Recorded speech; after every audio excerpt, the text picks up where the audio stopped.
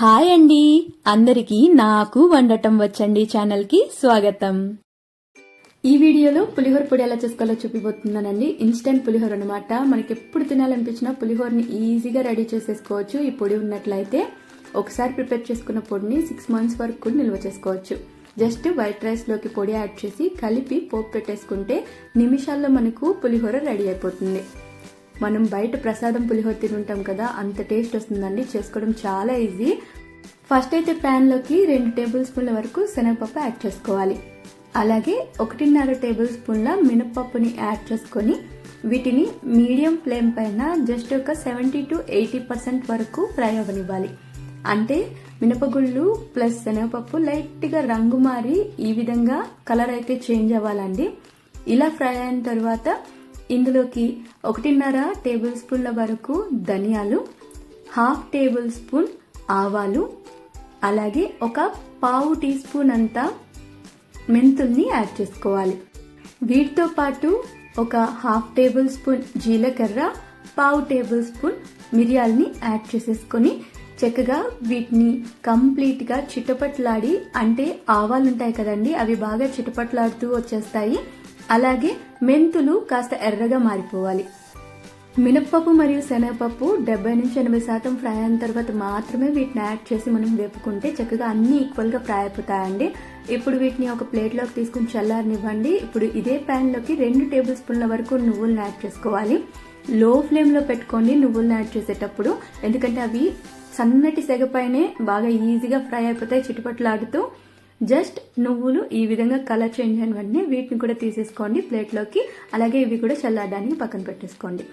ఇప్పుడు ఇదే ప్యాన్ లోకి కారానికి సరిపడా ఎండుమిరపకాయలు, నేను ఇక్కడ 15 ఎండుమిరపకాయలను తీసుకున్నానండి. ఈ ఎండుమిరపకాయలని వీటితో పాటు కొన్ని కరివేపాకు రెమ్మల్ని యాడ్ చేసుకుని, అలాగే కాస్త ఆయిల్ ఒక 1/2 teaspoon అంతా యాడ్ చేసుకోండి, సరిపోతుంది.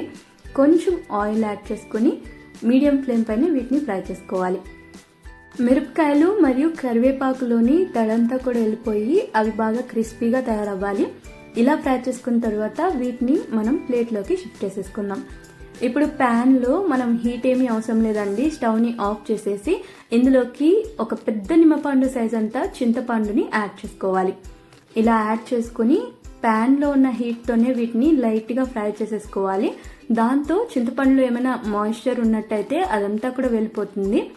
ఇలా మనం చింతపండుని డ్రైగా రోస్ట్ చేసుకున్న తర్వాత దీన్ని కూడా ప్లేట్ లోకి తీసేసుకుందాం. ఇప్పుడు మనం ఫ్రై చేసుకున్నవన్నీ బాగా చల్లారిపోవాలి.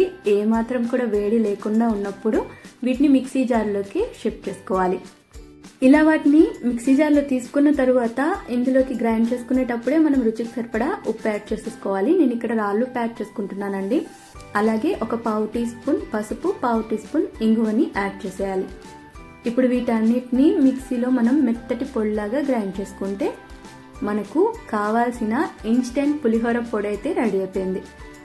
ఈ పొడిని మిక్సీలోంచి బయటికి తీసుకున్న తర్వాత బాగా చల్లారనివ్వాలి. చల్లారనిచ్చి ఒక ఎయిర్ టైట్ జార్లో పెట్టేసుకుని మనం స్టోర్ చేసుకుంటే 6 months వరకు నిల్వ ఉంటుందండి. ఫ్రిడ్జ్ లో పెట్టేసుకున్నట్లయితే కావాల్సినప్పుడల్లా ఎంత క్వాంటిటీ అయితే కావాలో అంత పొడిని తీసేసుకుని రైస్ లోకి వేసి కలిపేసుకోవడమే.